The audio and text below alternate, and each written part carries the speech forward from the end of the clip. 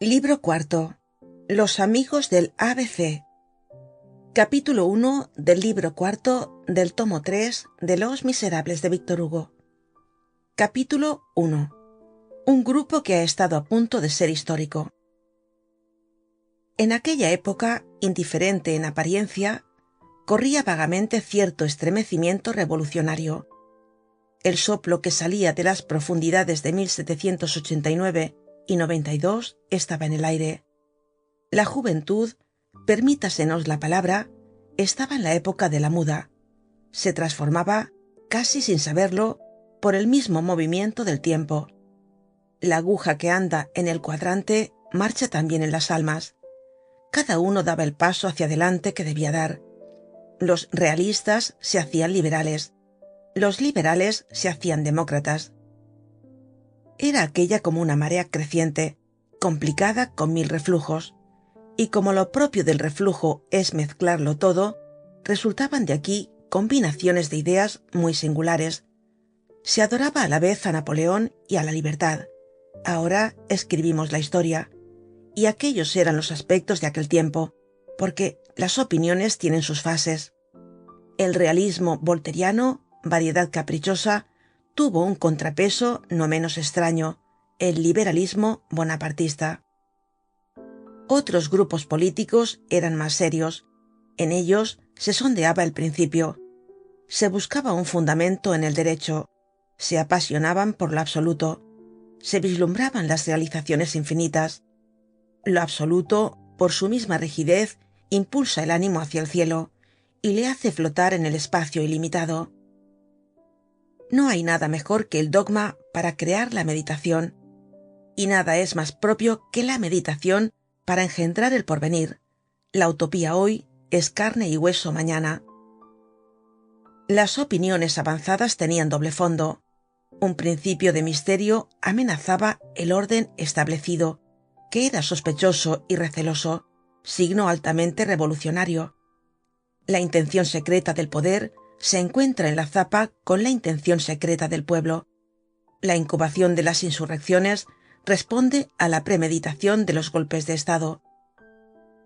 No había entonces todavía en Francia esas vastas organizaciones ocultas, como el Tugendbund alemán y el carbonarismo italiano, pero se iban ya ramificando algunos agujeros oscuros. La Concorde se bosquejaba en Aix, y había en París, entre otras asociaciones de este género, la Sociedad de los Amigos del ABC. ¿Y qué eran los amigos del ABC? Una sociedad que tenía por objeto, en apariencia, la educación de los niños y en realidad el mejoramiento de los hombres. Declarábanse amigos del ABC. El ABC era el pueblo y querían realzarle. Retruécano de que haríamos mal en reírnos, porque esos retruécanos son muchas veces cosa grave en política. Díganlo el castratus ad castrae, que hizo de Narsés un general de ejército, el Barbari y Barberini, el fueros y juzgos, el tues Petrus et super ang Petram, etc. Los amigos del ABC eran pocos, componían una sociedad secreta en estado de embrión, casi podríamos decir una pandilla, si las pandillas pudiesen producir héroes. Se reunían en París en 2 puntos, cerca de los mercados, en una taberna llamada de Corinto, de que trataremos después, y cerca del Panteón, en un cafetucho de la plaza de San Miguel, llamado el Café Musain, que hoy ha desaparecido.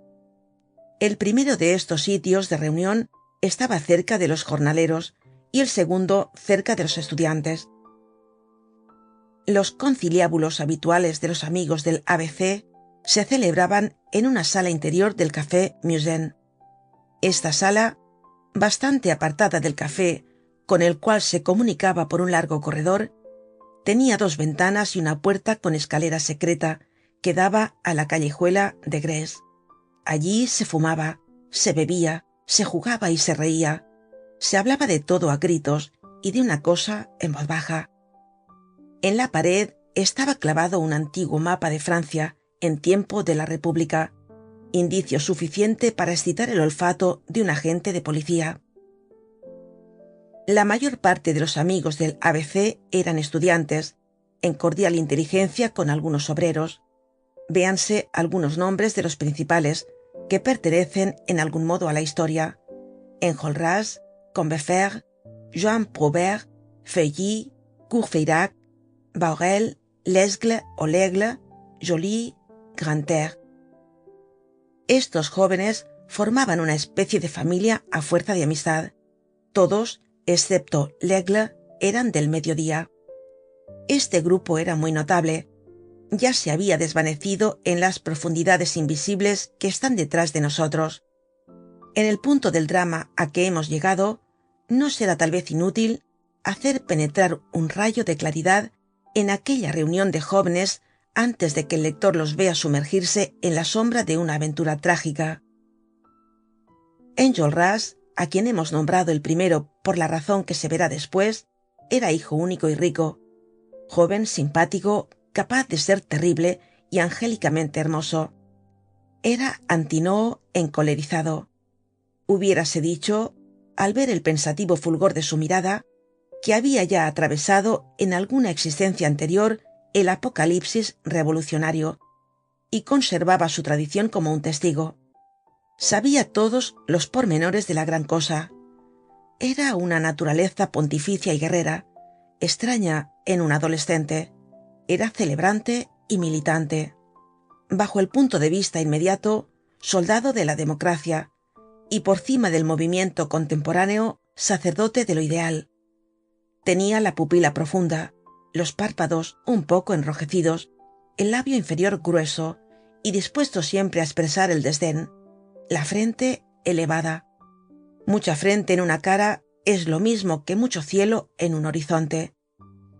Como ciertos jóvenes de principios de este siglo y fines del pasado, que han adquirido celebridad muy pronto, tenía una juventud excesiva, fresca como la de una joven, aunque con sus horas de palidez.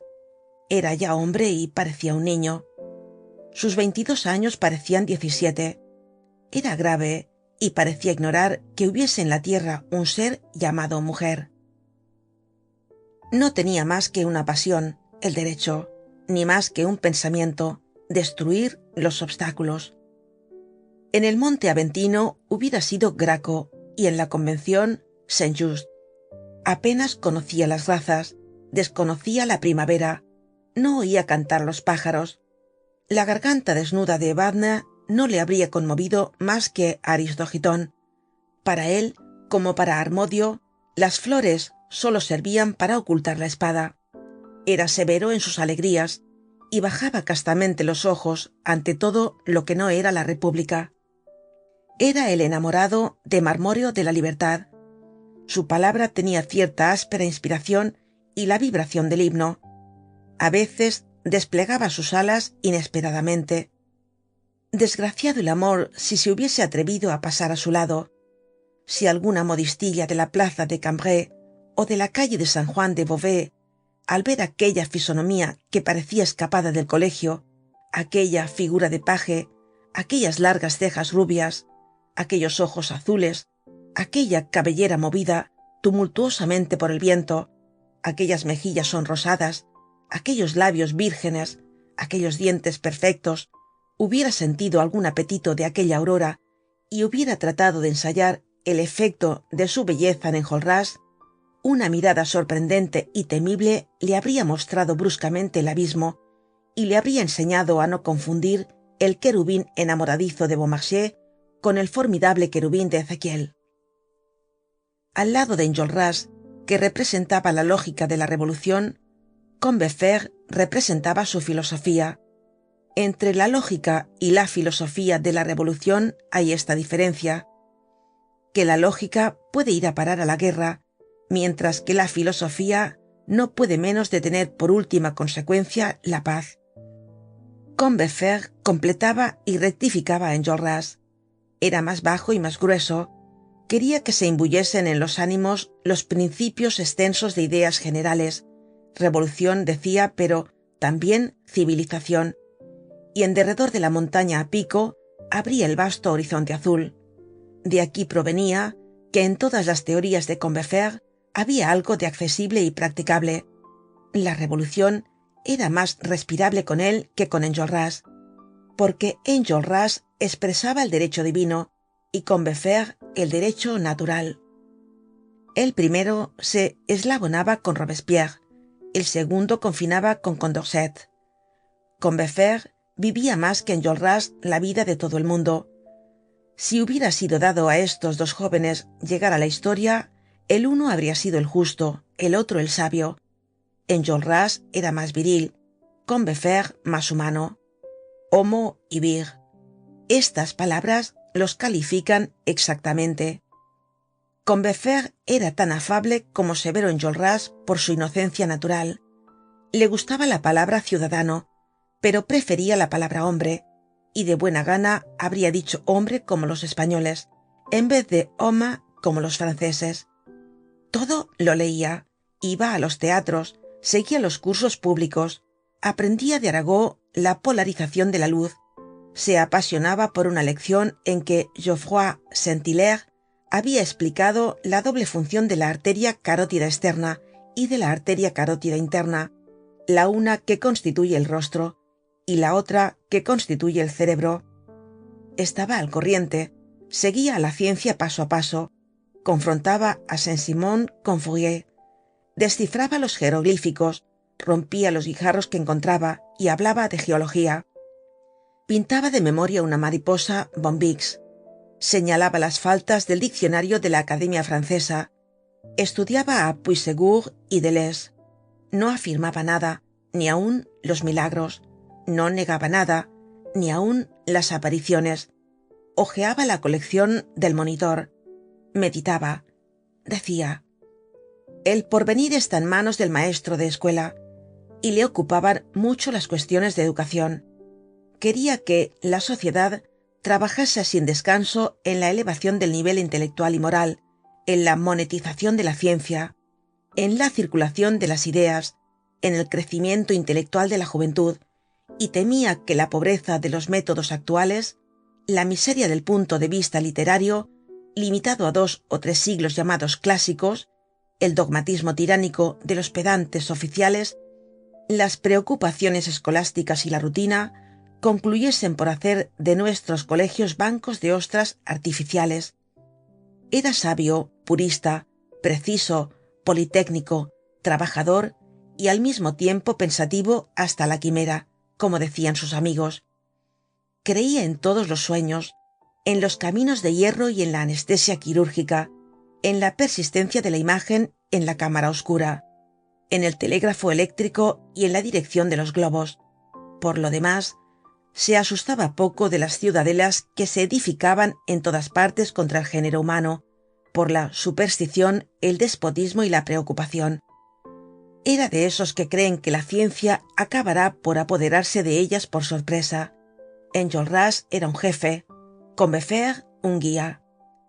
Habríase deseado pelear con uno y marchar con el otro, y no porque Combeferre no fuese capaz de pelear, ni se negase a luchar cuerpo a cuerpo con el obstáculo y a atacarle a viva fuerza y por explosión, sino porque prefería poner poco a poco, por medio de la enseñanza de axiomas y de la promulgación de las leyes positivas, al género humano de acuerdo con sus destinos.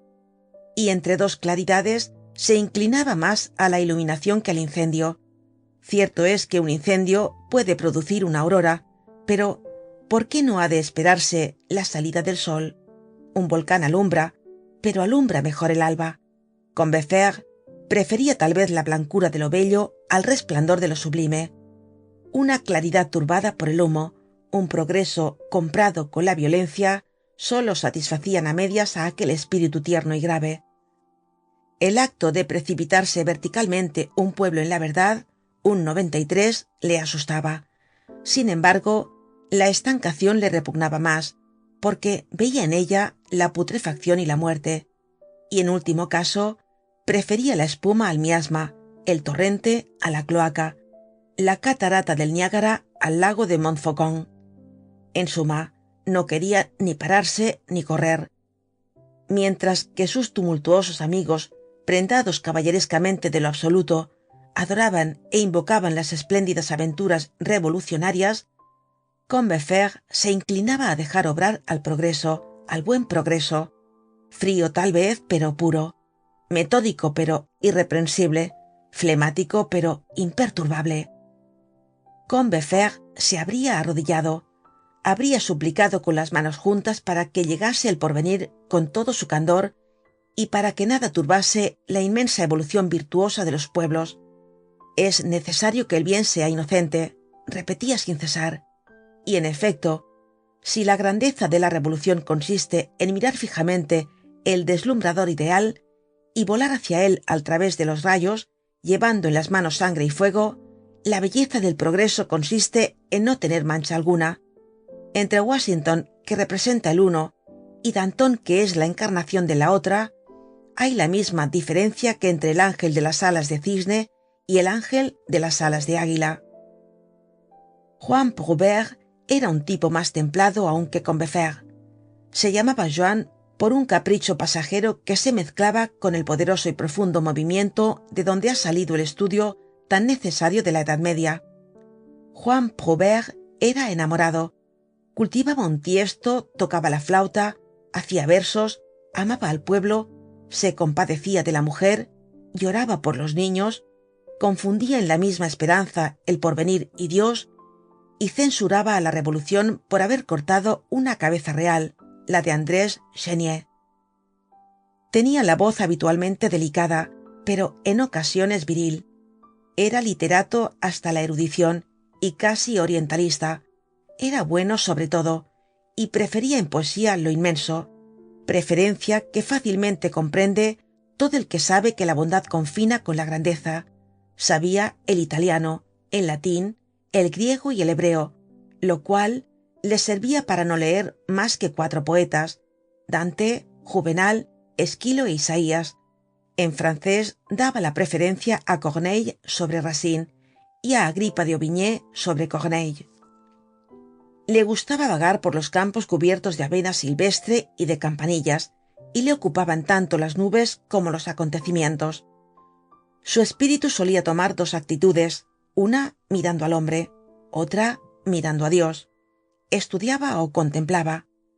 Por el día profundizaba las cuestiones sociales, el salario, el capital, el crédito, el matrimonio, la religión, la libertad de pensar, la libertad de amar, la educación, la penalidad, la miseria, la asociación, la propiedad, la producción y la repartición, el enigma de aquí abajo que cubre de sombra el hormigueo humano.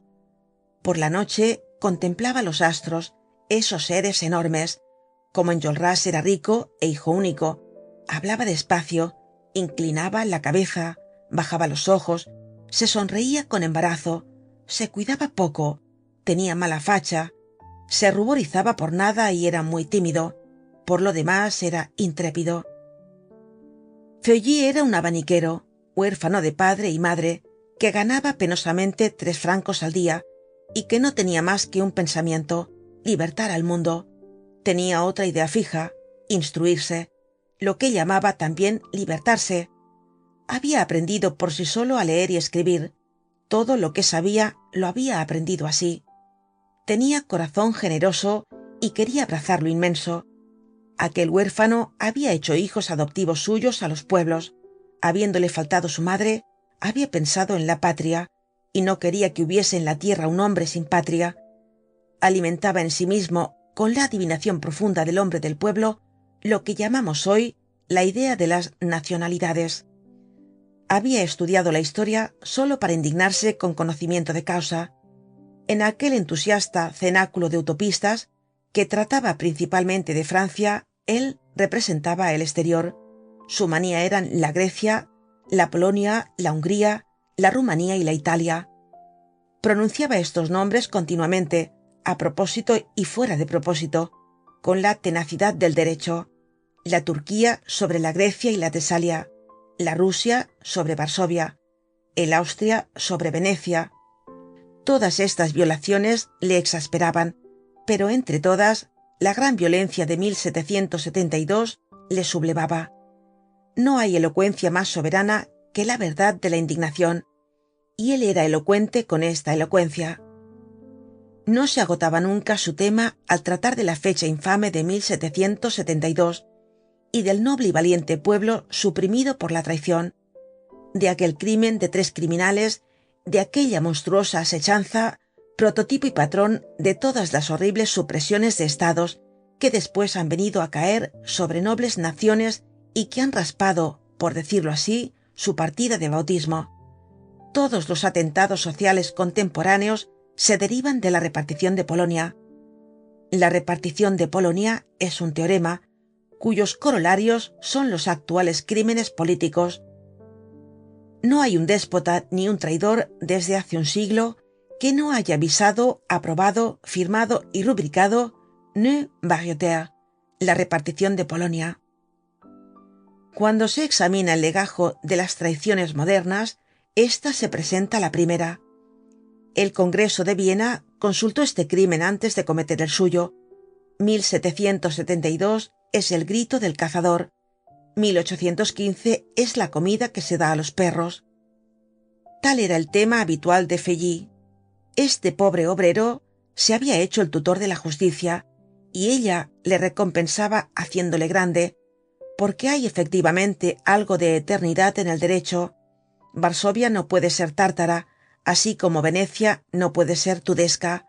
Los reyes perderán el tiempo y el honor en esta empresa. Tarde o temprano, la patria sumergida reaparece y flota en la superficie. La Grecia vuelve a ser Grecia y la Italia, Italia. La protesta del derecho contra el hecho persiste siempre. El robo de un pueblo no prescribe, porque estas grandes estafas no tienen porvenir, y no se borra la marca de una nación como la de un pañuelo. Courfeyrac tenía un padre que se llamaba el señor Courfeyrac, porque una de las falsas ideas de la clase media de la Restauración en materia de aristocracia y de nobleza era creer en la partícula de, y sabido es que esta partícula no tiene significación alguna. Pero la clase media del tiempo de la Minerva estimaba tanto este pobre de que se creía obligado a abdicarle. El señor de Chauvelin se hacía llamar señor Chauvelin, el señor de Comartin, señor Comartin, el señor Constant de Rebecque, Benjamin Constant, el señor de Lafayette, señor Lafayette. Courfeyrac no quiso quedarse atrás y se llamaba Courfeyrac a secas. Podríamos detenernos aquí en lo que se refiere a Courfeyrac y nos limitamos a decir Courfeyrac, véase Tholomyes. Courfeyrac tenía, en efecto, esa verbosidad de joven que podría llamarse la belleza del diablo del espíritu. Esta gracia se pierde después como la gracia del gatito, y concluye cuando tiene 2 pies en el ciudadano y cuando tiene 4 en el gato. Las generaciones que pasan por la escuela y las promociones de la juventud se transmiten este género de numen, que se pasan de mano en mano, cuasi cursores, casi siempre el mismo, de modo que, como acabamos de indicar, cualquiera que hubiera oído a Courfeyrac en 1828 habría creído oír a Tholomyes en 1817. Pero Courfeyrac era un buen muchacho. Bajo estas aparentes semejanzas exteriores, la diferencia entre Tholomyes y él era muy grande. El hombre latente que existía en ellos era en el primero distinto del segundo. Tholomyes era un procurador, Courfeyrac un paladín. Enjolras era el jefe, Combeferre el guía, Courfeyrac el centro. Los otros daban más luz, él daba más calor. Tenía todas las cualidades de un centro, la redondez y la irradiación. Bahorel había figurado en el tumulto sangriento de junio de 1822, con ocasión del entierro del joven Lallemand. Bahorel era un muchacho de buen humor y de mala compañía, bravo, gastador, pródigo hasta llegar a la generosidad, hablador hasta llegar a la elocuencia, atrevido hasta llegar al descaro, la mejor pasta de diablo que es posible encontrar. Tenía chalecos temerarios y opiniones de color de escarlata. Era camorrista, es decir, nada le gustaba tanto como una riña si no era un motín, y nada más que un motín si no una revolución. Estaba también dispuesto a romper una vidriera, después a desempedrar una calle, y después a derribar un gobierno para ver el efecto. Era estudiante de 11º año de leyes. Huía el estudio del derecho, pero le practicaba. Tenía por divisa abogado nunca, y por armas una mesa de noche, en la cual se veía un bonete cuadrado. Siempre que pasaba por delante de la escuela de derecho, lo que sucedía pocas veces, se abotonaba la levita, porque aún no se había inventado el gabán, y tomaba precauciones higiénicas. Cuando hablaba del portal de la escuela, decía: qué hermoso viejo, y del decano señor Delvincourt: qué monumento. Veía en los cursos un motivo de canciones, y en los profesores tipos de caricaturas. Gastaba en no hacer nada una gruesa renta, como de 3000 francos. Sus padres eran unos campesinos, a quienes había sabido inculcar el respeto a su hijo. Y decía de ellos: son campesinos y no de la clase media, por eso no carecen de inteligencia. Era hombre caprichoso, y vivía esparcido en varios cafés. Los demás tenían sus hábitos, él no tenía ninguno. Andaba ocioso, y aquí debemos advertir que el andar errante es propio de todos los hombres, pero el andar ocioso es propio de los parisienses. En el fondo, era un talento penetrante y más pensador de lo que parecía. Servía de lazo entre los amigos del ABC y otros grupos aún informes, pero que debían concluir de delinearse más adelante. Había además en aquel cónclave de jóvenes una cabeza calva. El marqués de Abeille, a quien Luis XVIII hizo duque por haberle ayudado a subir a un coche de plaza el día en que emigró, contaba que en 1814, a su vuelta a Francia, cuando el rey desembarcó en Calais, le presentó un hombre un memorial. ¿Qué pedís?, dijo el rey. Señor, una administración de correos. ¿Cómo os llamáis? L'Aigle, el águila. El rey frunció el entrecejo, miró la firma del memorial y vio el nombre escrito así: L'Aigle. La ortografía poco bonapartista tranquilizó al rey y le hizo sonreír. Señor, continuó el hombre del memorial, tengo entre mis antepasados un perrero, a quien llamaban Lesguel, bocaza. Este mote me ha dado mi nombre.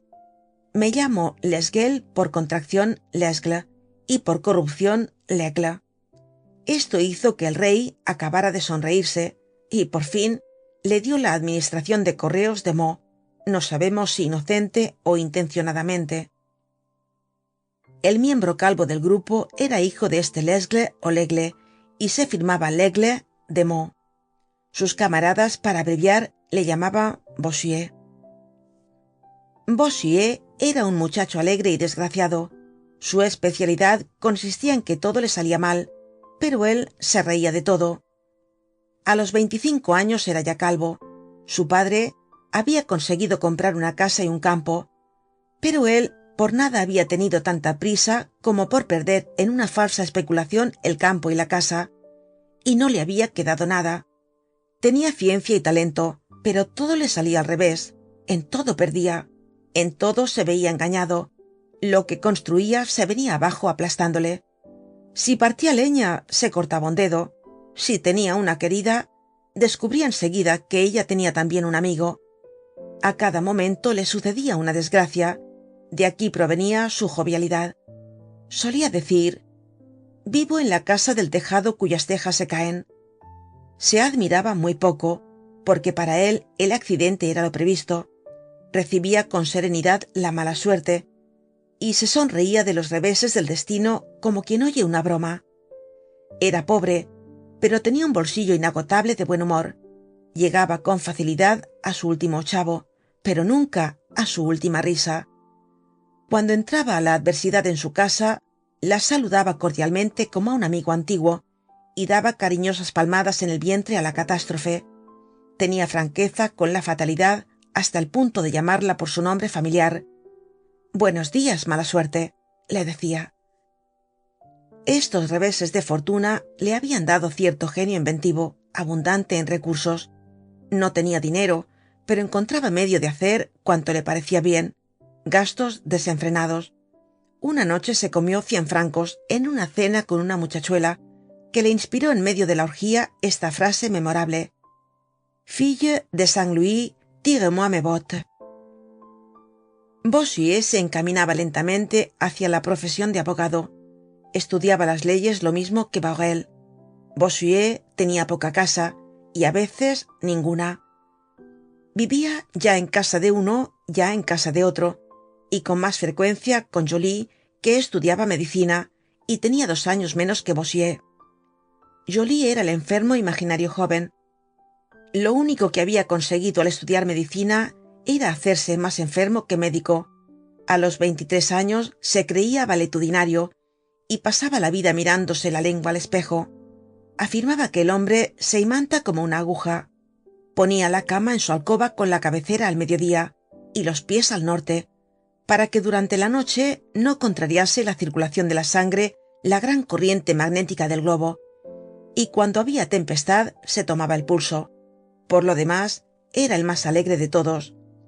Estas contradicciones, la juventud y la manía, la aprensión y el buen humor se avenían perfectamente, y formaban un ser excéntrico y divertido, a quien sus camaradas, pródigos de consonantes aladas, llamaban Joly. Puedes volar con 4L, le decía Juan Prouvaire. Joly tenía la costumbre de tocarse las narices con el puño del bastón, lo que indica un espíritu sagaz. Todos estos jóvenes tan diferentes, y de los cuales no puede hablarse en suma sino seriamente, tenían una misma religión, el progreso. Todos eran los hilos directos de la Revolución Francesa. Los más frívolos llegaban a ser solemnes cuando se pronunciaba esta fecha, 1789. Sus padres, según la carne, eran o habían sido fuldenses, realistas, doctrinarios. Poco importaba esta mezcla anterior a ellos, que eran jóvenes. No les concernía en nada. Por sus venas corría en toda su pureza la sangre de los principios, y se consagraban sin intermedio alguno al derecho incorruptible y al deber absoluto. Afiliados e iniciados, bosquejaban subterráneamente el ideal. En medio de todos estos corazones apasionados y de todos estos ánimos llenos de convicción, había un escéptico. ¿Cómo se encontraba allí? Por una justaposición. Este escéptico se llamaba Grantaire y se firmaba habitualmente con este jeroglífico R. Era un hombre que se guardaba bien de creer en nada, uno de los estudiantes que más habían aprendido en sus cursos de París. Sabía que el mejor café era el del café Lemblin y el mejor billar el del café Voltaire, que había buenas galletas y buenas chicas en el Hermitage del Boulevard del Maine, pollos con salsa picante en casa de la tía Saguet, exquisitos pescados a la marinera en la barrera de la Cunette, y cierto vinillo blanco en la del Combate.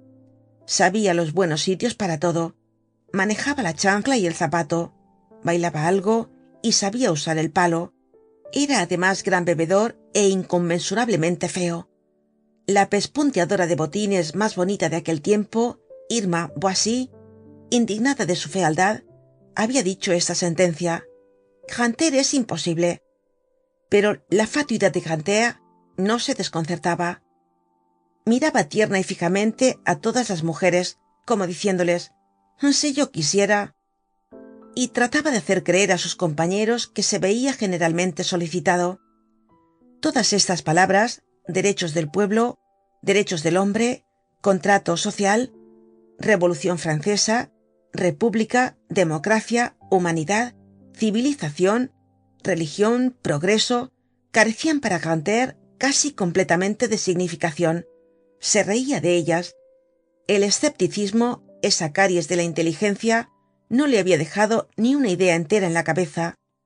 Vivía con ironía, y su axioma era este: no hay más que una certidumbre, mi vaso lleno. Se burlaba de todos los sacrificios en todos los partidos, lo mismo del hermano que del padre, lo mismo de Robespierre joven que de Loizerolles. Bastante han avanzado con estar muertos, exclamaba. Decía del crucifijo: este es un suplicio que ha triunfado.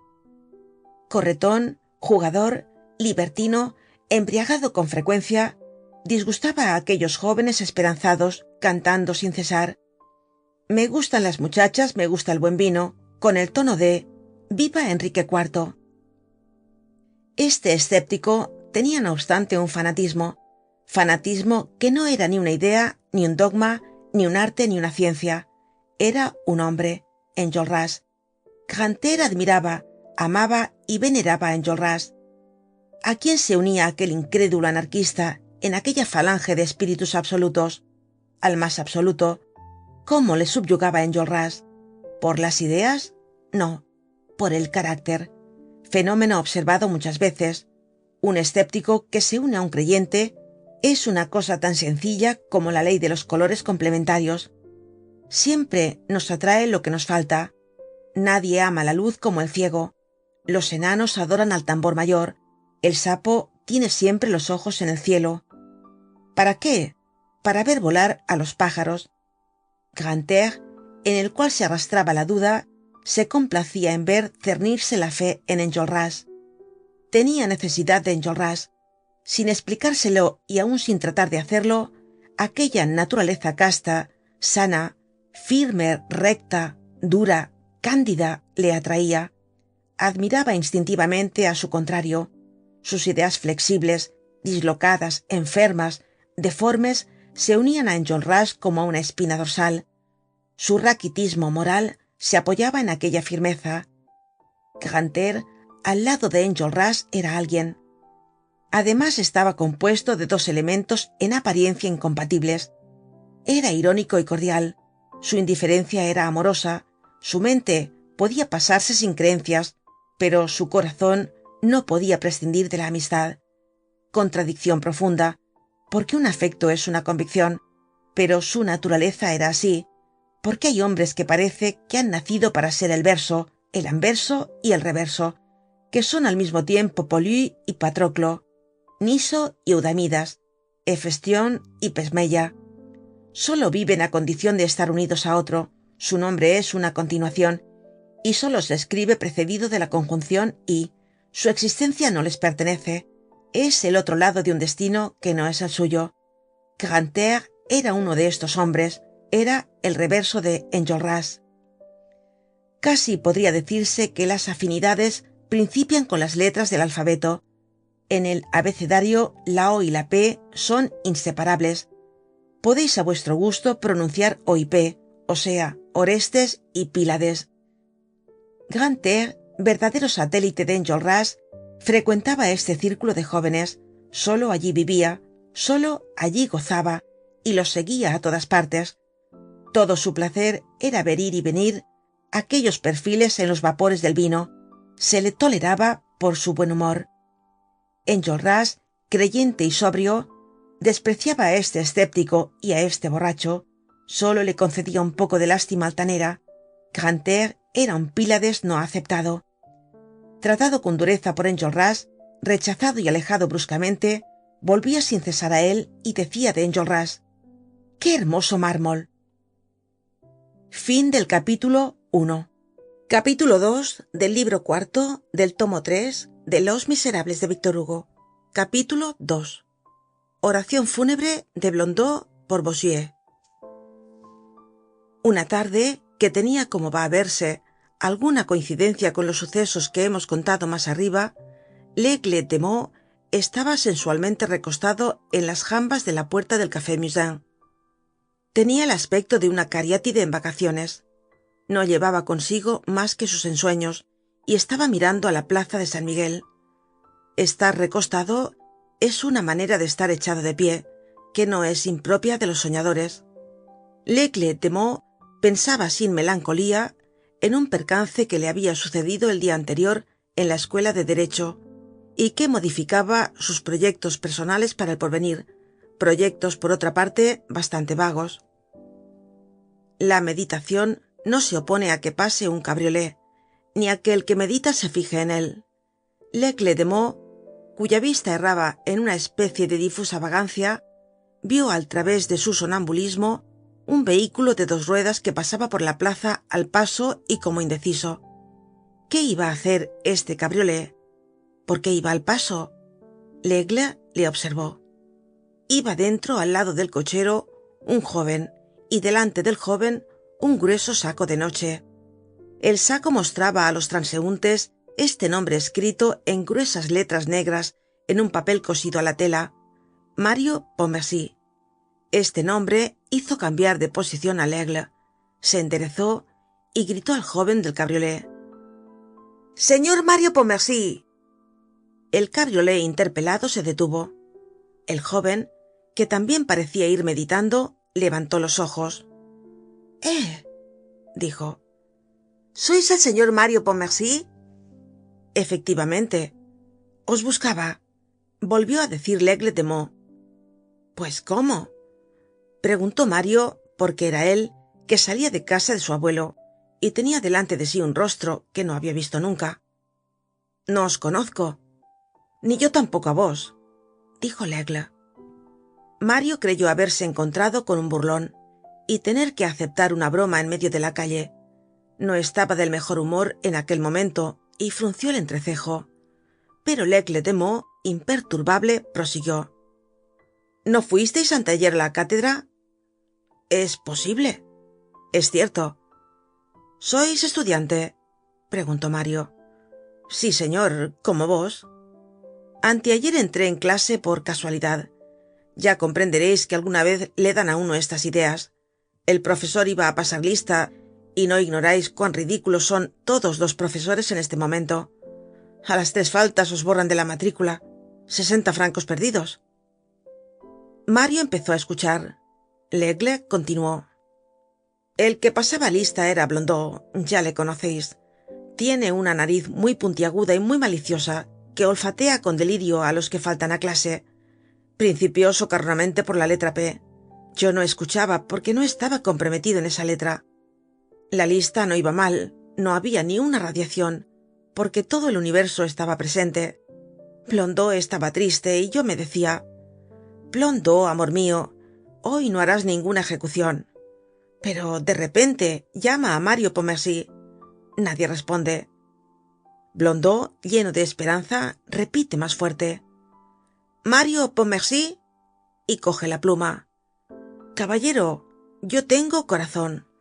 Y me dije rápidamente: ese es un buen muchacho, a quien van a borrar de la lista. Atención, este es un verdadero vividor que no es exacto, no es un buen discípulo, no es un gastador de bancos, un estudiante que estudia, un barbilampiño pedante, profundo en ciencias, letras, teología y sapiencia. Uno de esos talentos rudos prendidos con 4 alfileres, uno por cada facultad. Es un honrado perezoso que anda vagando, que practica las novilladas, que cultiva las modistas, que hace el amor a las bellas, y que quizá en este momento esté en casa de mi querida. Salvémosle. Muera Blondeau. En aquel instante, Blondeau mojaba en el tintero su negra pluma de borrar, paseó su fiera pupila por el auditorio y repitió por tercera vez: ¿Mario Pontmercy? Yo respondí: ¡Presente! Y esto hizo que no os borraran. Caballero, dijo Mario. Y que el borrado haya sido yo, añadió Laigle de Meaux. No os comprendo, dijo Mario. Laigle continuó: Nada más sencillo. Yo estaba cerca de la cátedra para responder y cerca de la puerta para marcharme. El profesor me miraba con cierta fijeza. De repente Blondeau, que debe ser la nariz maligna de que habla Boileau, salta a la letra L. La L es mi letra, porque soy de Meaux y me llamo Lesgle. Laigle, interrumpió Mario. Qué hermoso nombre. Caballero, Blondeau llegó a este hermoso nombre y gritó Laigle. Yo respondí: presente. Entonces Blondeau me miró con la dulzura del tigre, se sonrió y me dijo: si sois Pontmercy, no sois Laigle, el águila. Frase que parece poco cortés para vos, pero que era muy lúgubre para mí. Dicho esto, me borró. Mario exclamó: caballero, cuánto siento. Ante todo, dijo Laigle, quiero embalsamar a Blondeau con algunas frases de sentido elogio. Le supongo muerto, para lo cual no habría que cambiar mucho en su delgadez, en su palidez, en su heladez, en su rigidez y en su fetidez. Y digo: erudimini qui judicatis terram. Aquí yace Blondeau. El Blondeau nariz, el Blondeau nasica, el buey de la disciplina, vos disciplinae, el moloso de la consigna, el ángel de la lista, que fue recto, cuadrado, exacto, rígido, honrado y repugnante. Dios le borró como él a mí. Siento tanto, replicó Mario. Joven, le dijo Laigle de Meaux, sírvaos esto de lección, sed más puntual en adelante. Os pido 1000 perdones. No os expongais a que borren a vuestro prójimo. Estoy desesperado. Laigle soltó una carcajada. Y yo muy alegre. Estaba ya a punto de ser abogado, y esta raya me salva. Renuncio a los triunfos del foro. No defenderé a la viuda, ni atacaré al huérfano. Nada de toga, nada de estrados. Mi radiación está obtenida, y a vos os lo debo, señor Pontmercy. Debo haceros solemnemente una visita de agradecimiento. ¿Dónde vivís? En este cabriolé, dijo Mario. Señal de opulencia, respondió Laigle con tranquilidad. Os felicito. Tenéis una habitación de 9000 francos por año. En este momento salió Courfeyrac del café. Mario se sonrió tristemente. Estoy en esta casa desde hace 2 horas y deseo salir de ella, pero esta es una historia y no sé a dónde ir. Caballero, dijo Courfeyrac, venid a mi casa. Tengo la prioridad, observó Laigle, pero no tengo casa. Cállate, Bossuet, repuso Courfeyrac. Bossuet, dijo Mario, creía que os llamabais Laigle, el águila. De Meaux, respondió Laigle, y por metáfora Bossuet. Courfeyrac subió al cabriolé. Cochero, dijo, hostería de la Puerta de Santiago. Y la misma tarde Mario se instaló en un cuarto de la hostería de la Puerta de Santiago al lado de Courfeyrac. Fin del capítulo 2. Capítulo 3 del libro cuarto del tomo 3 de Los Miserables de Víctor Hugo. Capítulo 3. Admiración de Mario. En pocos días se hizo Mario amigo de Courfeyrac. La juventud es la estación de las soldaduras prontas y de las cicatrizaciones rápidas.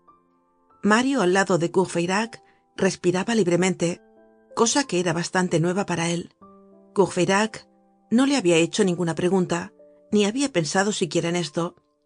A cierta edad, las fisonomías lo dicen todo enseguida, y la palabra es inútil.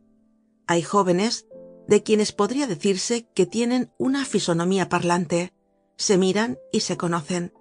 Sin embargo, una mañana Courfeyrac le hizo bruscamente esta interrogación. A propósito, ¿tenéis opinión política? Vaya, dijo Mario, casi ofendido de la pregunta. ¿Qué sois? Demócrata bonapartista. Matiz gris de ratón confiado, dijo Courfeyrac. Al día siguiente, Courfeyrac llevó a Mario al café Musain y le dijo al oído sonriéndose: es preciso que os dé entrada en la revolución. Le condujo a la sala de los amigos del ABC y le presentó a los demás compañeros diciendo solo esta palabra, que Mario no comprendió: un discípulo. Mario había caído en un avispero de talentos, pero aunque silencioso y grave, no era el menos alado ni el menos armado. Mario, hasta entonces solitario y aficionado al monólogo y a la parte, por costumbre y por gusto, se quedó como asustado ante aquella bandada de pájaros. Todas aquellas variadas iniciativas le solicitaban y le atraían en diversos sentidos a la vez. El vaivén tumultuoso de todos aquellos ingenios libres y laboriosos conmovía sus ideas en revuelto torbellino, y alguna vez en su turbación se iban tan lejos de él que le costaba trabajo recogerlas. Oía hablar de filosofía, de literatura, de arte, de historia y de religión, de una manera inaudita. Vislumbraba aspectos extraños, y como no los ponía en perspectiva, no estaba seguro de no ver el caos. Al abandonar las opiniones de su abuelo por las de su padre, había creído haber adquirido ideas fijas. pero ahora sospechaba con inquietud y sin atreverse a afirmarlo que no las tenía. El prisma por el cual lo veía todo empezaba de nuevo a moverse. Cierta oscilación conmovía todos los horizontes de su cerebro, produciendo en él una extraña confusión casi dolorosa. Parecía que para aquellos jóvenes no había cosas sagradas. Mario oía sobre todo un idioma nuevo y singular que dañaba su alma, aún muy tímida. Veíase en un cartel de teatro, adornado con un título de tragedia del antiguo repertorio, llamado clásico, y gritaba Bahorel: «Abajo la tragedia preferida por los tenderos». Y Mario oía que Combeferre contestaba: «Haces mal, Bahorel. Los tenderos prefieren la tragedia, y debemos en este punto dejarlos tranquilos. La tragedia con peluca tiene su razón de ser, y yo no soy de esos que a nombre de Esquilo le disputan el derecho de existir. En la naturaleza hay bosquejos, en la creación hay parodias hechas, un pico que no es pico, alas que no son alas, aletas que no son aletas, patas que no son patas, y un grito doloroso que mueve a risa. Tal es el pato. Pero supuesto que la volatería existe al lado del ave, no veo razón para que la tragedia clásica no viva frente a frente de la tragedia antigua». O bien la casualidad hacía que Mario pasase por la calle de Juan Jacobo Rousseau entre Enjolras y Courfeyrac, y éste, cogiéndole del brazo, le decía: «Prestadme atención. Esta es la calle de la Yesería, que se llama hoy de Juan Jacobo Rousseau, a causa de una familia especial que vivía en ella hace unos 60 años. Esta familia la componían Juan Jacobo y Teresa. De cuando en cuando nacían algunos pequeñuelos. Teresa los daba al mundo y Juan Jacobo los daba a la inclusa». Y Enjolras reprendía a Courfeyrac: «Silencio ante Juan Jacobo. Admiro a ese hombre. Renegaba de sus hijos, es verdad, pero prohijó al pueblo». Ninguno de aquellos jóvenes pronunciaba nunca esta palabra, el emperador. Solo Juan Prouvaire decía algunas veces Napoleón. Todos los demás decían Bonaparte. Enjolras pronunciaba Buonaparte. Mario se asombraba vagamente. Initium sapientiae. Fin del capítulo 3. Capítulo 4 del libro cuarto del tomo 3 de Los Miserables de Víctor Hugo. Capítulo 4. La sala interior del Café Musain. Una de las conversaciones que tuvieron estos jóvenes, conversaciones a las cuales asistía Mario, tomando parte en ellas alguna vez, había producido una verdadera sacudida en su ánimo. Pasaban estas escenas en la sala interior del Café Musain. Casi todos los amigos del ABC estaban reunidos allí aquella noche. El quinqué estaba solamente encendido. Se hablaba de todo, pero sin pasión y con ruido. Excepto Enjolras y Mario, que se callaban, todos los demás arengaban un poco. Las conversaciones entre camaradas son muchas veces tumultos pacíficos. Era aquello un juego y una confusión tanto como una conversación. Echábanse unos a otros palabras que eran recogidas. Se hablaba de los 4 extremos. En aquella sala no se admitía a ninguna mujer más que a Luisita, la fregatriz de la vajilla del café, que la atravesaba de tiempo en tiempo para ir del fregadero al laboratorio. Grantaire, completamente borracho, ensordecía el rincón de que se había apoderado, razonando y desrazonando a grito herido. «Tengo sed, mortales», decía. «Estoy soñando. Sueño que el tonel de Heidelberg tiene un ataque de apoplejía y que yo soy una sanguijuela de la docena de ellas que le van a aplicar. Quisiera beber, deseo olvidar la vida. La vida es una invención repugnante, inventada por no sé quién. Ni dura ni vale nada. Se cansa uno viviendo. La vida es una decoración en que hay muy poco practicable. La felicidad es una ventana vieja pintada solo por un lado. El eclesiástico dice: todo es vanidad. Y pienso como este buen hombre, que tal vez nunca ha existido. El cero, no queriendo ir desnudo, se ha vestido de vanidad. Oh vanidad, que todo lo revistes de grandes palabras. Una cocina es un laboratorio, un bailarín, un profesor, un saltimbanqui, un gimnasta, un boxeador, un pugilista, un boticario, un químico, un peluquero, un artista, un albañil, un arquitecto, un jockey, un sportman, un escarabajo, un pterigibranquio. La vanidad tiene un revés y un derecho. El derecho es tonto, es el negro con sus cuentas de cristal. El revés es necio, es el filósofo con sus andrajos. Lloro por el uno y me río del otro. Los que se llaman honores y dignidades, y aun el honor y la dignidad, son generalmente oropeles.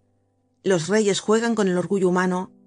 Calígula hacía cónsul a un caballo. Carlos II hacía caballero a un solomillo de vaca. Pavoneaos ahora entre el cónsul Incitatus y el barón Roastbeef. En cuanto al valor intrínseco de las personas, no es más respetable. Escuchad el panegírico que el vecino hace de su vecino.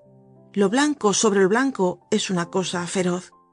Si hablase la azucena, ¿cómo pondría la paloma? Una hipócrita que habla de una devota es más venenosa que el áspid y que el búngaro azul. Es lástima que yo sea un ignorante, porque os citaría una porción de cosas, pero nada sé. Siempre he tenido chispa. Por ejemplo, cuando era escolar en casa de Gros, en vez de embadurnar cuadritos, pasaba el tiempo en afanar manzanas. Rapaz es el masculino de rapiña. Esto en cuanto a mí. En cuanto a vosotros, valéis otro tanto. Me río de vuestras perfecciones, excelencias y cualidades. Toda cualidad se pierde en un defecto. La economía linda con la avaricia, la generosidad con la prodigalidad, la bravura con la fanfarronería. Mucha piedad es decir fanatismo. Hay tantos vicios en la virtud como agujeros en el manto de Diógenes. ¿A quién admiráis, al muerto o al matador? ¿A César o a Bruto? Generalmente al matador. Viva Bruto, porque mató. Esto es la virtud. Virtud sí, pero locura también. Estos grandes hombres tienen faltas muy curiosas. El Bruto que mató a César estaba enamorado de la estatua de un niño. Esta estatua era del estatuario griego Estrongilión, que había modelado también la figura de amazona llamada Bellapierna. Eunemos, que Nerón llevaba consigo en los viajes. Estrongilión no dejó más que 2 estatuas que pusieron de acuerdo a Bruto y a Nerón. Bruto se enamoró de una y Nerón de otra. La historia no es más que una continua repetición. Cada siglo plagia a otro. La batalla de Marengo es copia de la de Pydna. El Tobiac de Clodoveo y el Austerlitz de Napoleón se parecen como 2 gotas de sangre. Yo hago poco caso de la victoria. No hay nada tan estúpido como vencer. La verdadera gloria es convencer. Pero tratad de probarme alguna cosa. Os contentáis con el éxito. ¡Qué medianías! Con la conquista. ¡Qué miseria! Ah, vanidad y vileza en todo. Todo obedece al éxito, aun la gramática. Si volet usus, dice Horacio. Por lo tanto, desprecio al género humano. ¿Descenderé ahora del todo a la parte? ¿Queréis que admire a los pueblos? ¿Qué pueblo queréis? ¿Grecia? Los atenienses, es decir, los parisienses de entonces, mataban a Foción, como quien dice, de Coligny, y adulaban a los tiranos hasta el punto que Anaceforo decía de Pisístrato: su orina atrae a las abejas. El hombre más notable de Grecia, en el espacio de 50 años, fue el gramático Filetas, que era tan diminuto que tenía que ponerse plomo en los zapatos para que no le arrebatase el viento. En la gran plaza de Corinto había una estatua esculpida por Silanión y citada en su catálogo por Plinio. Representaba a Epístato.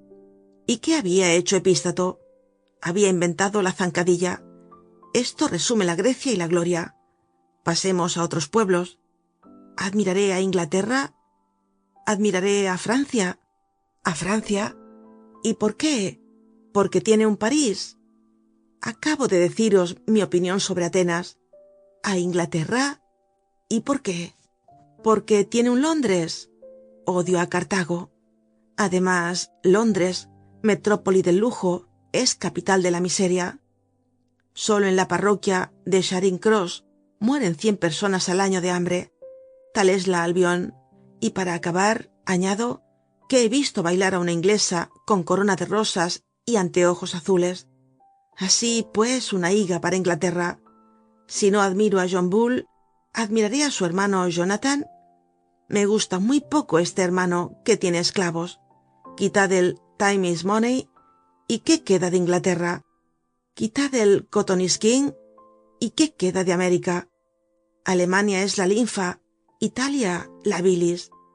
¿Nos estasiaremos ante Rusia? Voltaire la admiraba, pero admiraba también a la China. Convengo en que Rusia tiene sus bellezas, entre otras, un gran despotismo. Pero compadezco a los déspotas. Tienen una salud delicada.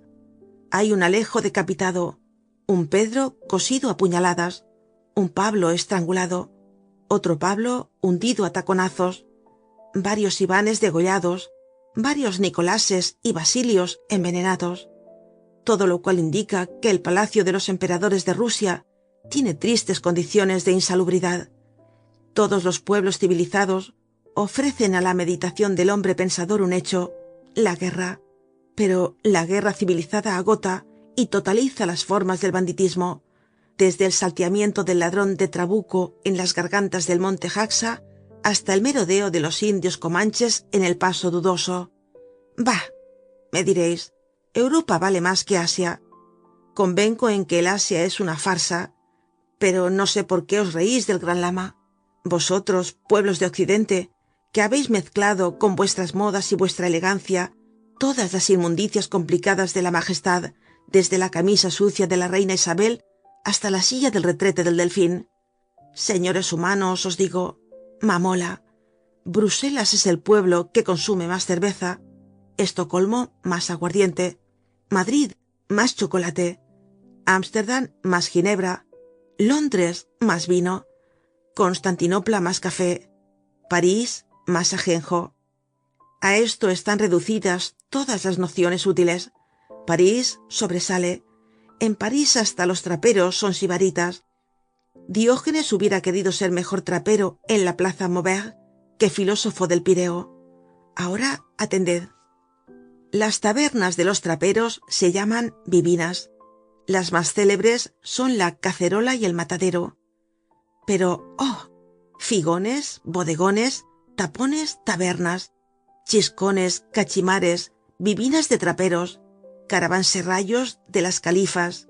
Yo os tomo por testigos. Yo soy un voluptuoso. Como en casa de Richard, un cubierto de 40 sueldos, y quiero tapices de Persia, tales que pueda rodar por ellos Cleopatra desnuda. ¿Dónde está Cleopatra? Ah, eres tú, Luisita. Buenos días. Así Grantaire, más que borracho, se deshacía en palabras, abrazando a la fregatriz de la vajilla del café en su rincón de la sala interior del Café Musain. Bossuet trató de imponerle silencio, extendiendo hacia él la mano, pero Grantaire continuó más entusiasmado. Águila de Meaux, abajo las patas. No me causas ningún efecto con tu gesto de Hipócrates, rechazando los presentes de Artajerjes. Te dispenso de calmarme. Además, estoy triste. ¿Qué queréis que os diga? El hombre es malo, deforme. La mariposa es un ser completo. El hombre fracasó. Dios se equivocó al hacer este animal. Una multitud es una colección de fealdades. Cualquiera es un miserable. Mujer rima con mal ser. Sí, tengo spleen complicado con melancolía, con nostalgia, con hipocondría. Me desespero, rabio, se me abre la boca, me fastidio, me aburro, me embrutezco. Silencio, R mayúscula, dijo Bossuet, que discutía un punto de derecho con otros, y que estaba metido hasta medio cuerpo en una frase del caló forense, cuyo fin era este.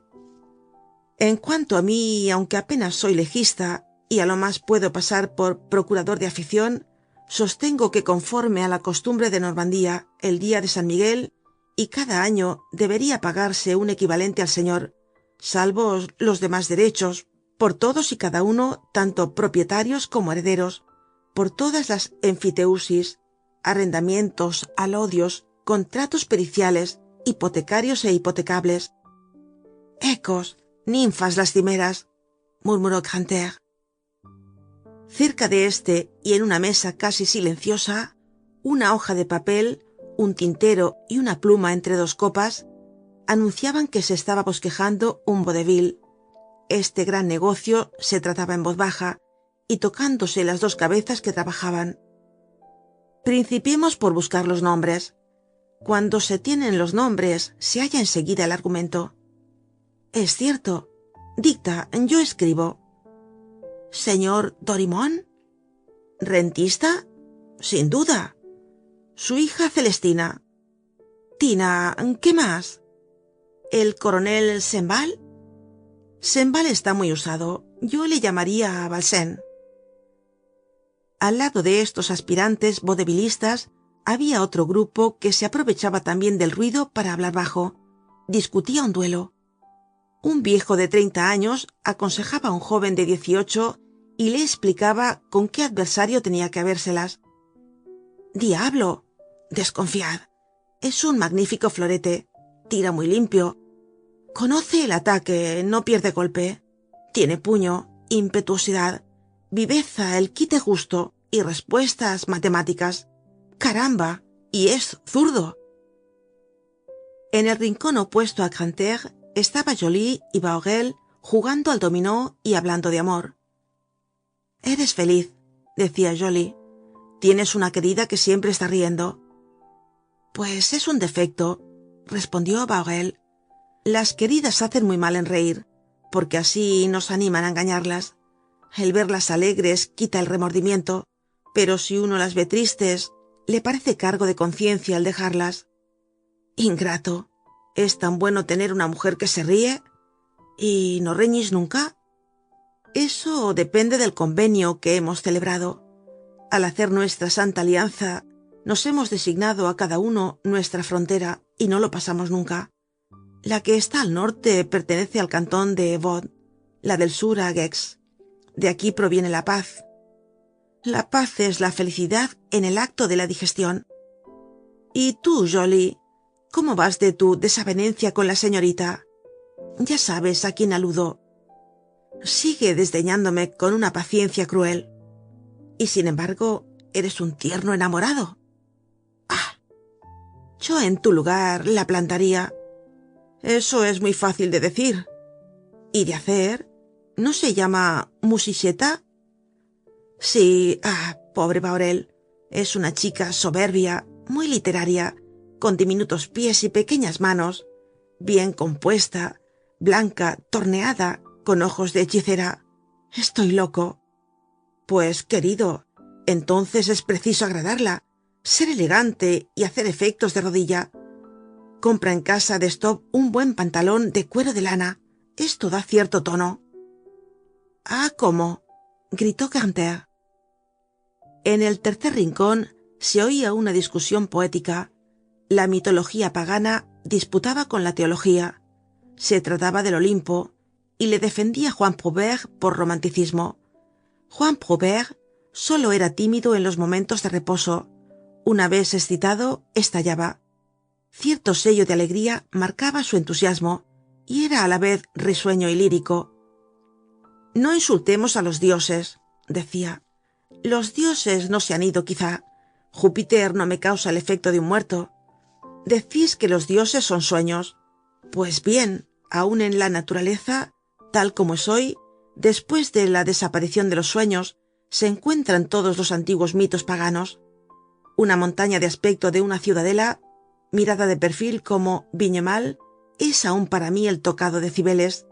Nadie me ha demostrado que Pan no venga por la noche a soplar en el tronco hueco de los sauces, tapando sucesivamente los agujeros con los dedos, y siempre he creído que está para algo en la cascada de Pisbach.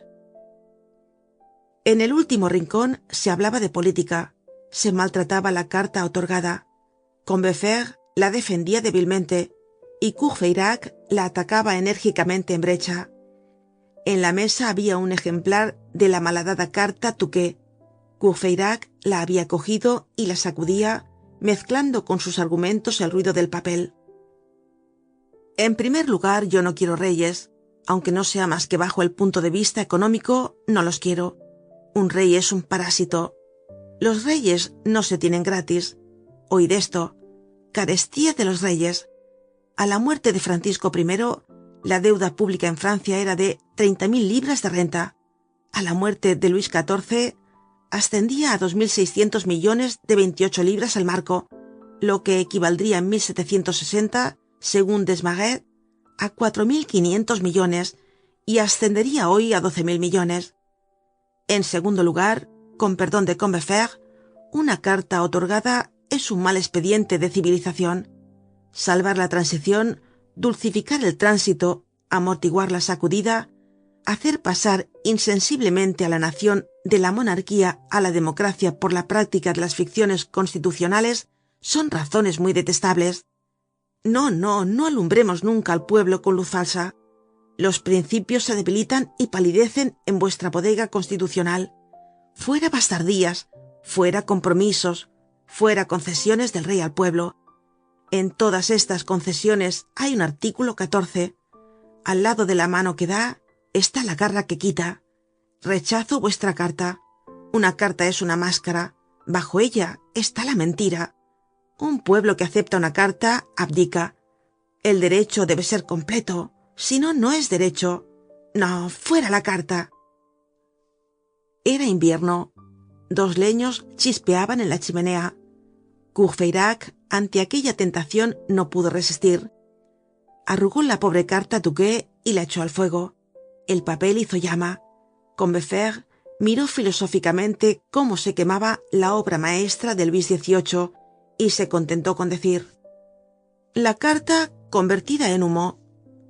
Y los sarcasmos, los chistes, las agudezas, esa cosa francesa que se llama el entrain, esa cosa inglesa que se llama el humor, el bueno y el mal gusto, las buenas y las malas razones, la loca chispa del diálogo, creciente a cada momento y cruzándose por todos los puntos de la sala, formaban sobre las cabezas una especie de alegre bombardeo. Fin del capítulo 4. Capítulo 5 del libro cuarto del tomo 3 de Los Miserables de Víctor Hugo. Capítulo 5. Ensánchase el horizonte. El choque de los ingenios jóvenes ofrece la particularidad admirable de que no se puede nunca prever la chispa, ni adivinar el relámpago. ¿Qué va a brotar en un momento dado? Nadie lo sabe. La carcajada parte de la ternura. La gravedad sale de un momento de burla. Los impulsos provienen de la primera palabra que se oye.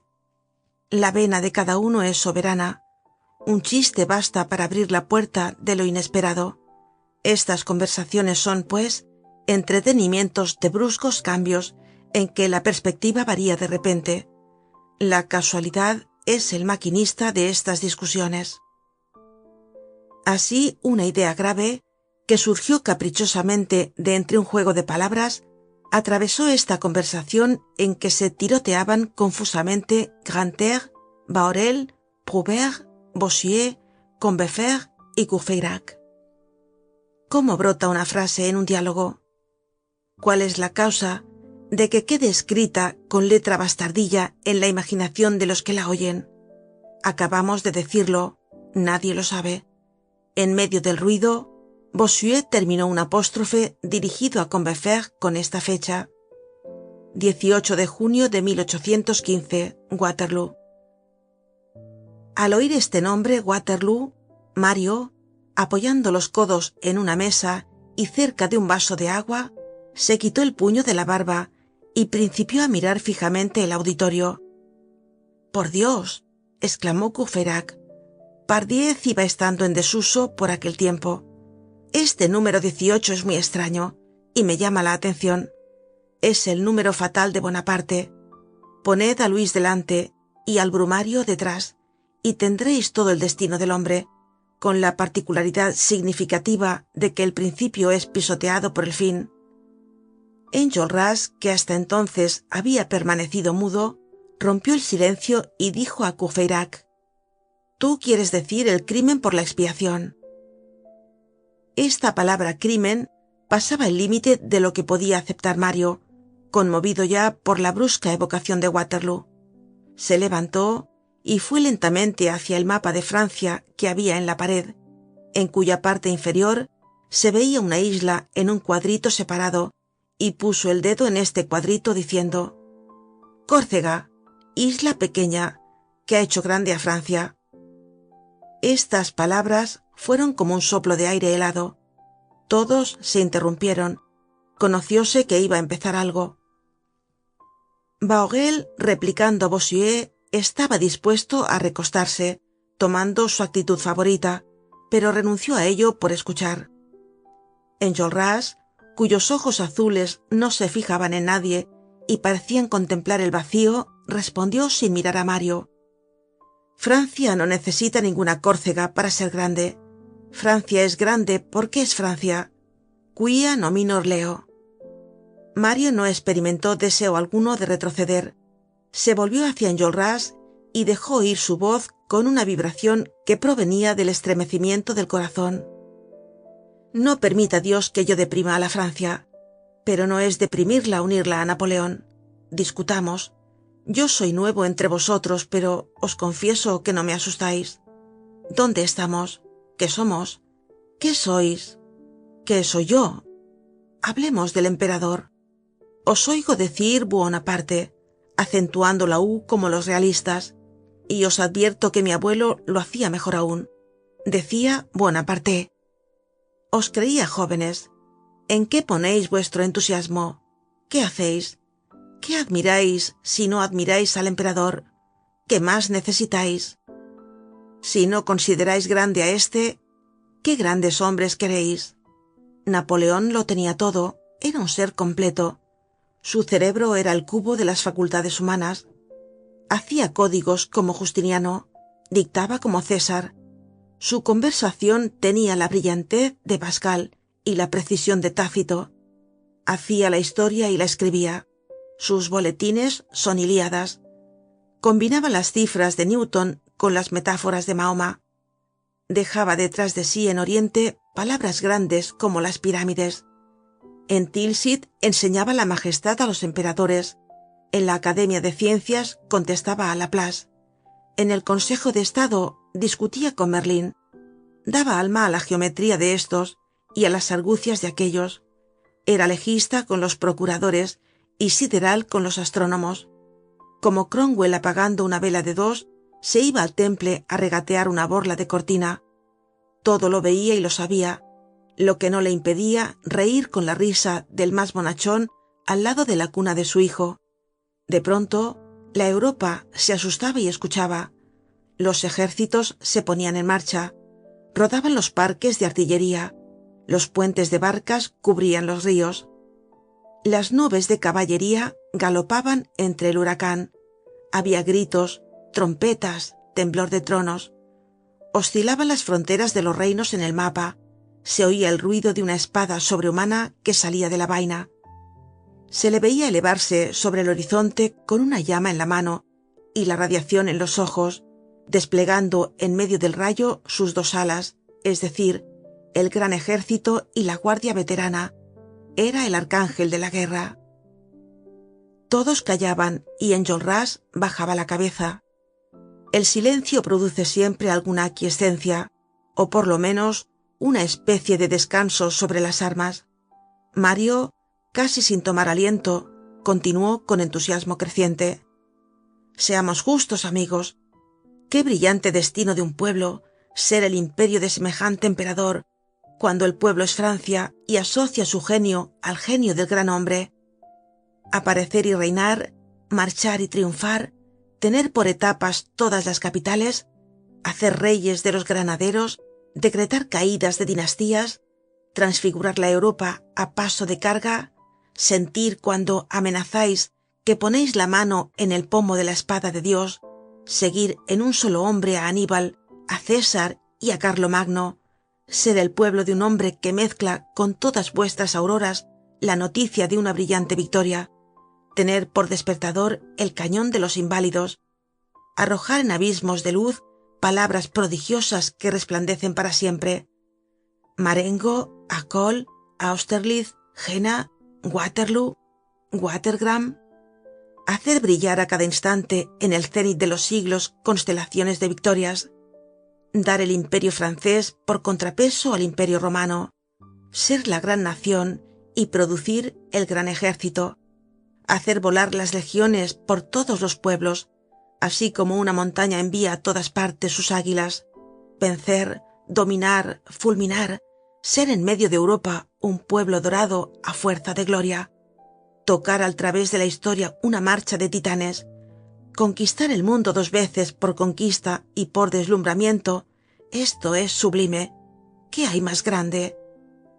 Ser libre, dijo Combeferre. Mario bajó a su vez la cabeza.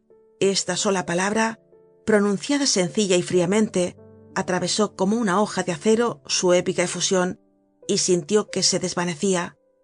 Cuando levantó la vista, Combeferre no estaba allí.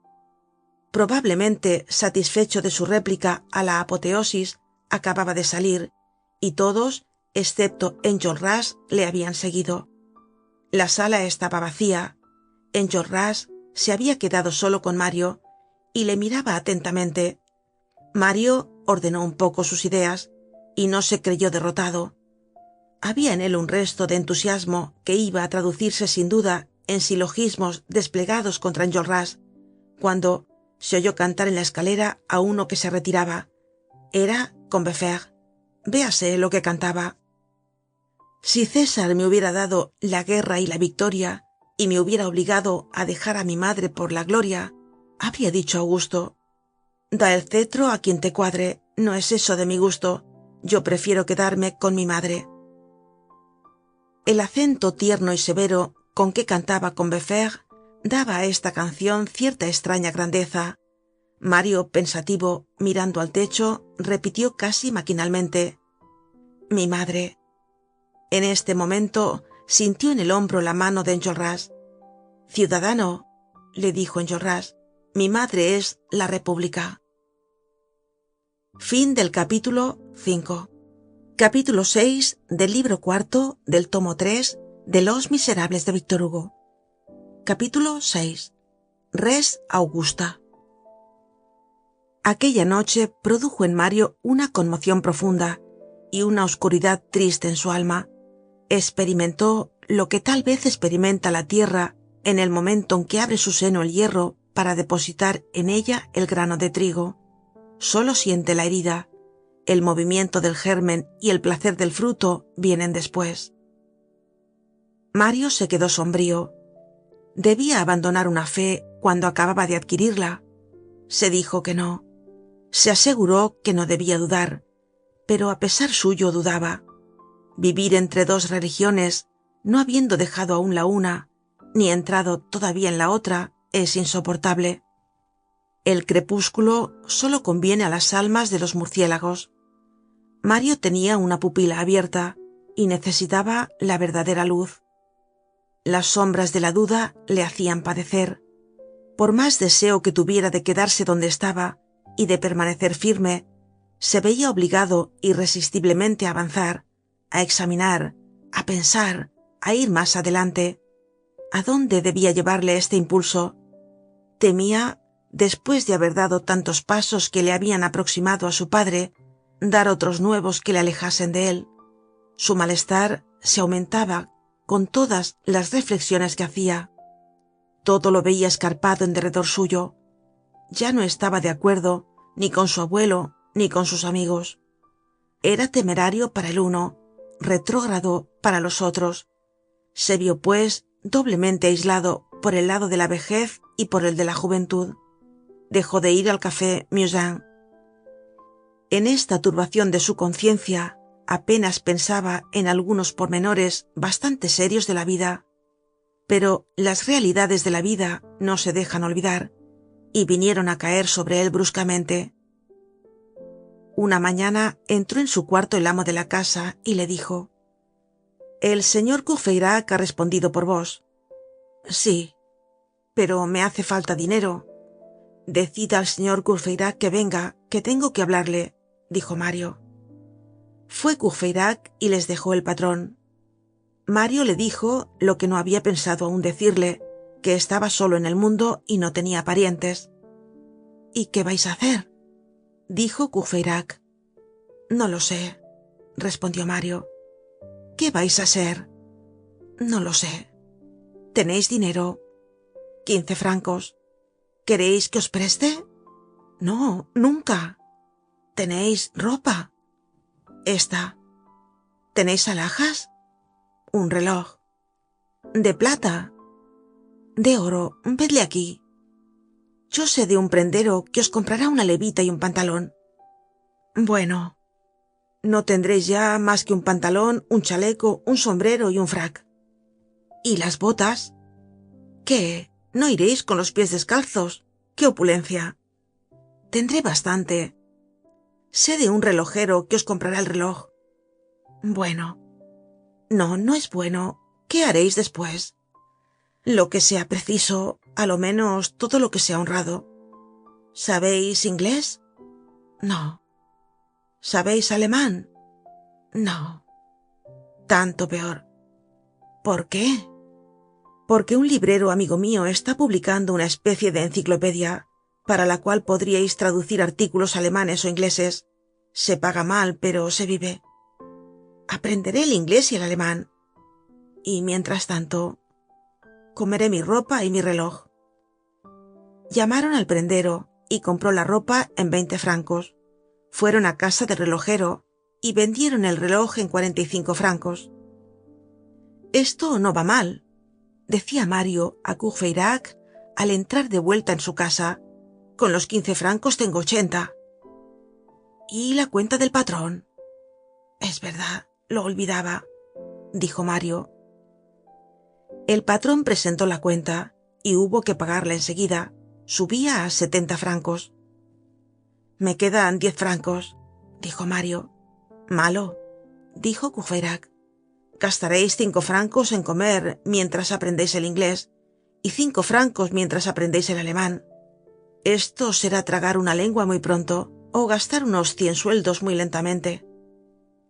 Mientras tanto, la tía Gillenormand, bastante buena en el fondo en las tristes ocasiones, había concluido por descubrir la morada de Mario. Una mañana, cuando Mario volvía de la cátedra, se encontró con una carta de su tía y las 70 pistolas, es decir, 600 francos en oro en una cajita cerrada. Mario devolvió los 30 luises a su tía con una respetuosa carta, en que se aseguraba que tenía medios de existencia y podía cubrir todas sus necesidades.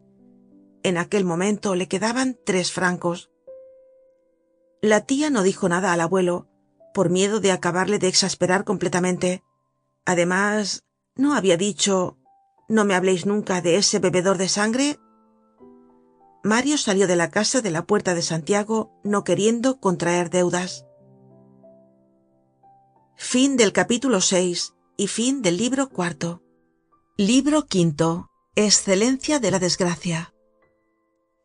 Capítulo 1 del libro quinto del tomo 3 de Los Miserables de Víctor Hugo. Capítulo 1. Mario indigente. La vida empezó a ser muy áspera para Mario. Comerse la ropa y el reloj no era nada. Se vio reducido a esa situación inexplicable que se llama comerse los codos, cosa horrible, que quiere decir días sin pan, noches sin sueño y sin luz, hogar sin fuego, semanas sin trabajo, porvenir sin esperanza. La levita rota por los codos, el sombrero viejo que hace reír a las jóvenes, la puerta que se encuentra cerrada de noche porque no se paga a la patrona, la insolencia del portero y del bodegonero, la burla de los vecinos, las humillaciones, la dignidad ultrajada, el trabajo de cualquier clase aceptado, los disgustos, la amargura, el abatimiento. Mario aprendió a devorar todo esto y a no tener que devorar muchas veces más que estas cosas. En estos momentos de la existencia en que el hombre tiene necesidad de orgullo porque tiene necesidad de amor, se vio burlado porque andaba mal vestido y ridículo porque era pobre. A la edad en que la juventud inflama el corazón con imperial altivez, bajó más de una vez los ojos a sus botas agujereadas y conoció la injusta vergüenza, el punzante bochorno de la miseria. Prueba terrible y admirable de que los débiles salen infames y los fuertes sublimes, crisol en que el destino arroja al hombre cuando quiere hacer de él un ser despreciable o un semidios. Porque hay muchas acciones grandes en esas pequeñas luchas, hay un valor terco e ignorado que se defiende palmo a palmo en la sombra contra la fatal invasión de las necesidades y de la ignominia. Hay nobles y misteriosos triunfos que no ve ninguna mirada, que no tienen la indemnización de ninguna clase de fama, ni el saludo de ninguna clase de aplausos. La vida, la desgracia, el aislamiento, el abandono, la pobreza, son campos de batalla que tienen sus héroes, héroes oscuros pero más grandes a veces que los héroes ilustres. Hay naturalezas firmes y raras que han sido creadas así, porque la miseria, que es casi siempre una madrastra, es algunas veces madre. La desnudez engendra en ocasiones el vigor del alma y del talento. La miseria amamanta la altivez. La desgracia suele ser un buen alimento para los corazones magnánimos. Hubo una época en la vida de Mario en que él mismo barría su miserable cuarto, en que él mismo iba a comprar 2 cuartos de queso de Brie a casa de la frutera, en que esperaba que cayese la oscuridad del crepúsculo para entrar en la panadería y comprar una libreta que llevaba furtivamente a su buhardilla, como si la hubiera robado. Alguna vez se veía deslizarse en la carnicería del rincón, entre las parlanchinas cocineras que le codeaban, a un joven de aspecto zurdo, con unos libros bajo el brazo, que al entrar se quitaba el sombrero, dejando ver el sudor que corría de su frente. Hacía un profundo saludo a la carnicera sorprendida, otro al criado de la carnicería. Pedía una chuleta de carnero, la pagaba dando 6 o 7 sueldos, la envolvía en un papel, la ponía debajo del brazo entre 2 libros y se iba. Aquel joven era Mario. Con aquella chuleta que cocía él mismo vivía 3 días. El primer día comía la carne, el segundo se bebía el caldo y el tercero roía el hueso. En varias ocasiones la tía Gillenormand hizo tentativas y le envió los 60 doblones. Mario se los devolvió siempre, diciendo que nada necesitaba. Aún estaba de luto por su padre cuando se verificó en él la revolución que hemos descrito. Desde entonces no había abandonado el traje negro, pero el traje le abandonó a él. Llegó un día en que no tuvo frac, aún podía durarle el pantalón. ¿Qué hacer? Courfeyrac, a quien había hecho algunos favores, le dio un frac viejo. Mario hizo que se le volviera del revés por 30 francos un portero cualquiera, y se encontró con un frac nuevo, pero era verde, y Mario desde entonces no salió sino después de caer la noche, con lo cual hacía que su traje pareciese negro. Quería vestirse siempre de luto y se vestía con las sombras de la noche. Al través de todo esto se recibió de abogado. Se creía que vivía en casa de Courfeyrac, casa que era decente, y en la cual un cierto número de libros de derecho, sostenidos y completados por algunos volúmenes de novelas descabaladas, figuraban la biblioteca que exigen los reglamentos. Se hacía dirigir las cartas a casa de Courfeyrac. Cuando Mario fue abogado, dio parte a su abuelo en una carta fría pero llena de sumisión y de respeto. El señor Gillenormand cogió la carta temblando, la leyó y la tiró hecha 4 pedazos al cesto. 2 o 3 días después, la señora Gillenormand oyó a su padre, que estaba solo en su cuarto, hablar en voz alta, lo que le sucedía siempre que estaba muy agitado.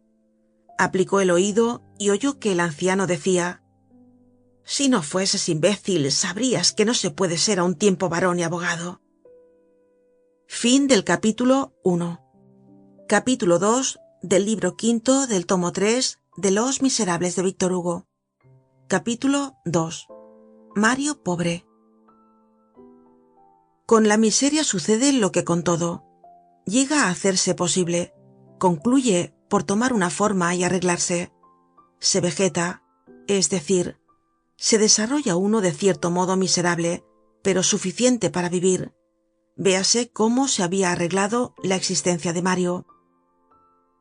Había salido ya de la gran estrechura. El desfiladero se ensanchaba un poco delante de él. A fuerza de trabajo, de valor, de perseverancia y de voluntad, había conseguido sacar de su trabajo unos 700 francos por año. Había aprendido el alemán y el inglés, y gracias a Courfeyrac, que le había puesto en contacto con su amigo el librero, desempeñaba en la literatura librera el modesto papel de utilidad. Hacía prospectos, traducía de los periódicos, anotaba ediciones, compilaba biografías, etc. Producto neto, fuese bueno o malo el año, 700 francos. Con esto vivía. ¿Cómo? No enteramente mal, vamos a decirlo. Mario ocupaba en la casa de Gorbeau, mediante el precio anual de 30 francos, un chiribitil sin chimenea, llamado gabinete, donde no había en materia de muebles más que lo indispensable. Estos muebles eran suyos. Daba 3 francos al mes a la vieja inquilina principal por barrer el chiribitil y por subirle por la mañana un poco de agua caliente, un huevo fresco y un panecillo de a sueldo.